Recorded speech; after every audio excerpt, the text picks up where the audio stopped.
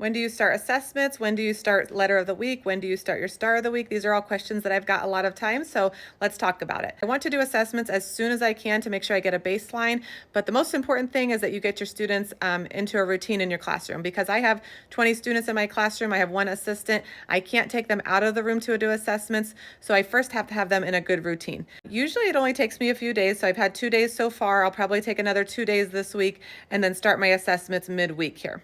I do that during center time, and they have free choice play, so they're playing throughout the room, and I sit at one of the tables here, and I'm going to call them over one at a time to do their assessments. I usually get about 3 done a day, so it does take me 2.5 weeks probably.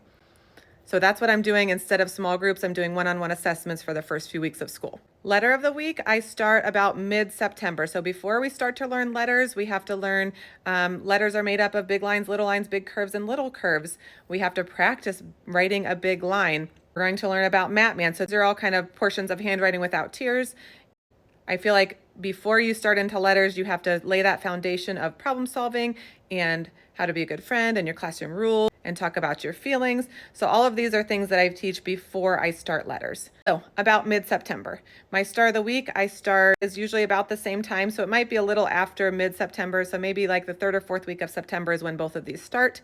And so I send a sign up genius for parents to sign up for a star of the week. They bring in a poster, they talk all about themselves. We learn a name song for that friend. And then the reason that it has to kind of be started later is because on the last day of the week, we make a special star of the week book for each student. For that book, they're going to be writing the first letter of their friend's name and drawing a picture of their friend.